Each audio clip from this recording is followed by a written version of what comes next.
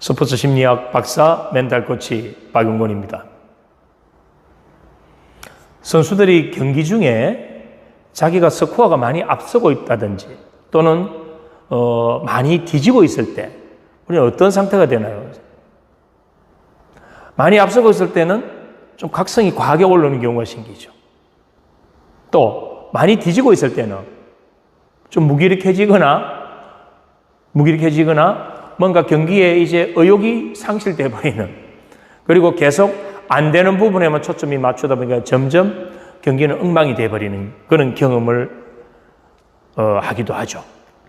그러면 경기 중에 선수들이 느끼는 이 경기 불안, 내가 스코어가 많이 뒤지고 있을 때 또는 내가 많이 앞서고 있을 때 마음에 그러한 급격한 동요가 일어난다면 나의 루틴이 깨져버리거든요.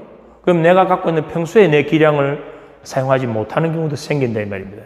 이럴 때 바로 2대1 호흡법으로 순간적으로 이 내 경기 중에서 일어나는 그러한 감정적 기복에서 안정화시킬 수 있는 전략을 쓸 수 있습니다. 아주 간단한 거예요. 자, 앞 영상에 멘탈 호흡법에서 이 호흡의 원리에 대한 부분은 설명을 드렸습니다. 자율신경계의 어떤 반응에 의해서 기저선이 안정화되는 건 원리는 설명을 드렸어요.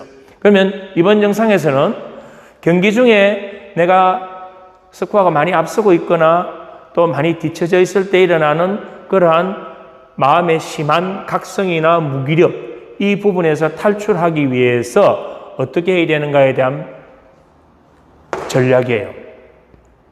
전략. 자, 여기서 이제 중요한 거는 보세요. 나는 경기가 이기고 있던 내 이 현재 경기 상황이 내가 점수가 많이 이기고 있던 지고 있던 나는 어떤 상태로 경기에 임해야 되나요? 바로 정상적인 이 현재 이 수행에 초점이 맞춰져 있는 최적화된 그 상태를 나는 계속 유지해 가야 되는 거예요. 이기고 있다, 지고 있다라는 거는 내 안에 뭐를 일으키느냐면 감정을 일으키게 돼요. 정서를 일으키게 되죠.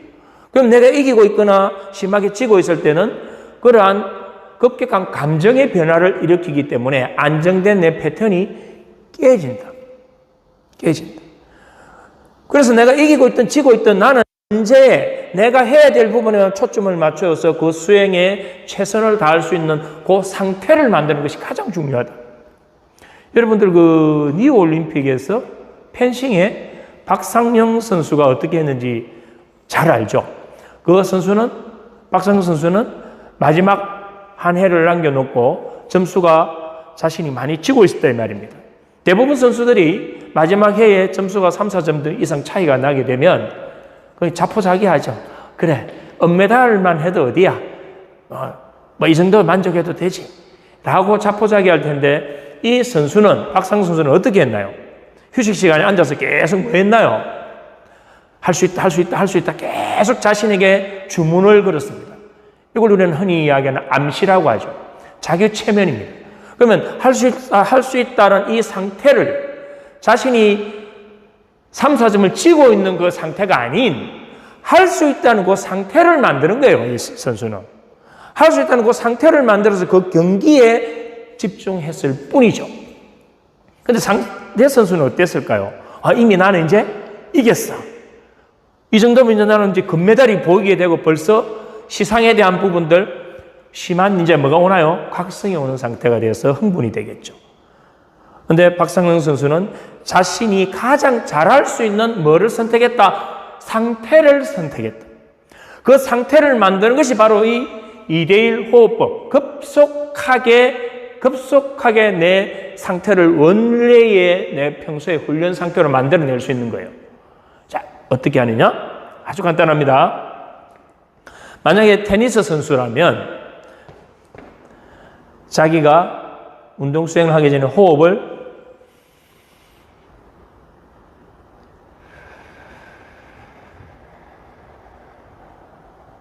멘탈 호흡과 원리가 비슷하지 않나요? 최대한 크게 마셔서 멈췄다가 뱉어낼 때 입으로 최대한 길게 뱉어냅니다. 어떻게? 2대1 호흡이라는 것은 내가 들이마신 숨의 시간보다 뱉어내는 숨의 시간을 뭐로 해라?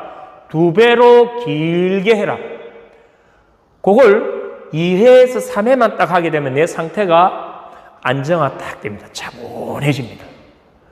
근데 그거를 내가 쓰기 위해서는 어떻게 해야 될까요? 평소에 훈련할 때 이 2대1 호흡을 많이 훈련해가 반복해가지고 내 뇌에다가 프로그래밍 시켜놔야 돼요.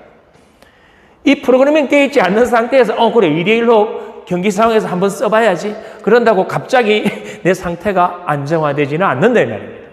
그런데 훈련 과정에서 예를 들어서 2대1 호흡을 여러분 경기 과정에서 훈련 과정에서 계속 자기가 그걸 축적시켜 놓았다면 큰 경기 상황에서도 내가 점수가 크게 앞서든 내가 뒤지든 관계없이 나는 내 현재의 경기에만 몰입할 수 있는 안정된 내 상태를 만들 수 있는 이 호흡만으로도 그러한 내 상태를 만들 수 있는 능력을 갖게 되는 거죠. 이것이 2대1 호흡법입니다. 여러분들이 만약에 경기 중에 상대 선수가 점수가 많이 차이 난다 하더라도 절대 마음의 동요를 일으키지 마세요. 그럼 이 2대1 호흡은 뭐가 되나요? 바로 루틴이 되는 겁니다. 루틴이 되는 겁니다. 루틴이 되면서 뭐가 되죠? 닻이 됩니다. 닻이라는 말은 한 곳에 뭐 한다? 고정한다. 그 고정이 어디에 고정한 겁니까? 평소에 훈련 과정에서 내가 호흡만 하면 나는 안정적이고 집중된 상태를 만드는 그 닻에 나는 고정됐어요. 그걸 우리는 앵커링이라고 합니다. 앵커링은 다른 말로 조건 형성이에요. 자, 오늘은 2대1 호흡법으로 경기 상황에서 점수 차이가 많이 날 때 일어나는 감정의 동요를 막을 수 있는 그 전략에 대한 설명을 드렸습니다.